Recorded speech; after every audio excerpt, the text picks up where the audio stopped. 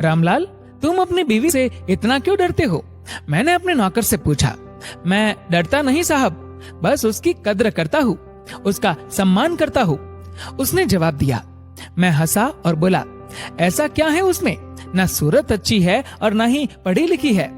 जवाब मिला, कोई फर्क नहीं पड़ता साहब कि वह कैसी है, पर मुझे सबसे प्यारा रिश्ता उसी का लगता है। जोरू का गुलाम मेरे मुंह से निकला। क्या और कोई रिश्ता मायने नहीं रखता तेरे लिए? मैंने पूछा। उसने बहुत इत्मीनान से जवाब दिया, साहब, माँ बाप रिश्तेदार नहीं होते, वह तो भगवान होते हैं। उनसे रिश्ता नहीं निभाते, उनकी पूजा करते हैं। भाई बहन के रिश्ते जन्मजात होते हैं, दोस्ती का रिश्ता भी मतलब का ही होता है।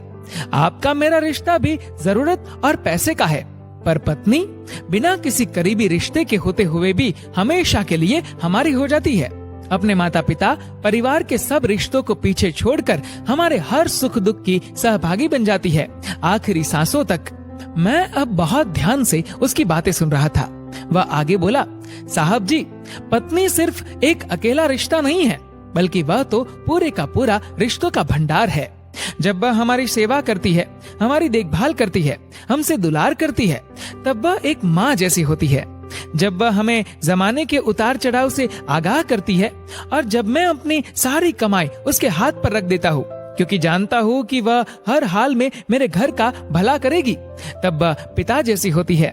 जब हमारा ख्याल रखती है, हमसे लाड करती है, हमारी गलती पर डांटती है, हमारे लिए खरीदारी करती है, तब वह बहन जैसी होती है। जब हमसे नई नई फरमाइशें करती है, नखरे करती है, रूठती है, अपनी बात मनवाने की जिद करती है, तब वह बेटी जैसी होती है। जब हमसे सलाह करती है, मशवरा देती है, परिवार चलाने के लिए नसीहतें देती है, झगड़े करती है, तब वह एक दोस्त जैसी होती है।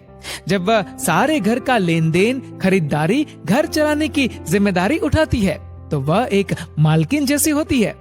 और जब वही सारी दुनिया को, यहाँ तक कि अपने बच्चों को भी छोड़कर हमारी बाहों में आती है, तब वह पत्नी, प्रेमिका, हमारी अर्धांगिनी और आत्मा होती है, जो अपना सब कुछ सिर्फ हम पर न्योछावर करती है।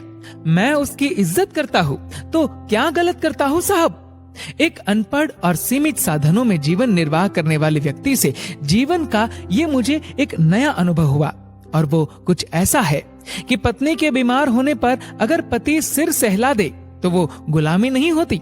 अगर पत्नी टिफिन बना रही है तो पति बच्चों के बाल बना दे तो वो गुलामी नहीं होती। पति नहाने के बाद तौलिया बिस्तर पर फेंकने के बजाय खूंटी पर टांग दे तो वो गुलामी नहीं होती। काम से लौटने पर पत्नी की मनपसंद चीज ले आए तो वो गुलामी नहीं होती। अगर पत्नी सफाई में लगी है, पति उसके लिए चाय बना दे तो वो गुलामी नहीं होती। काम से छुट्टी होने पर पति अगर पत्नी का घर के छोटे छोटे कामों में हाथ बटा दे तो वो गुलामी नहीं होती। ऐसी बहुत सी छोटी छोटी बातों को पति लोग सिर्फ इसलिए नजरअंदाज कर देते हैं कि कहीं किसी ने देख लिया तो जोरू का गुलाम न बोल दे। जिंदगी आपकी है, पत्नी आपकी है, उसकी जिम्मेदारी आपकी है। लोगों के पास क्या है? सिर्फ जुबान। जुबान नहीं चलाएंगे तो खाना कैसे पचाएंगे? ऐसे लोगों पर बिल्कुल भी ध्यान न दे। अपनी पत्नी से बेहद प्यार करे। पति पत्नी के इस रिश्ते की डोर बहुत कोमल होती है। आपसी प्यार और सम्मान से ही इसे मजबूत बनाया जा सकता है।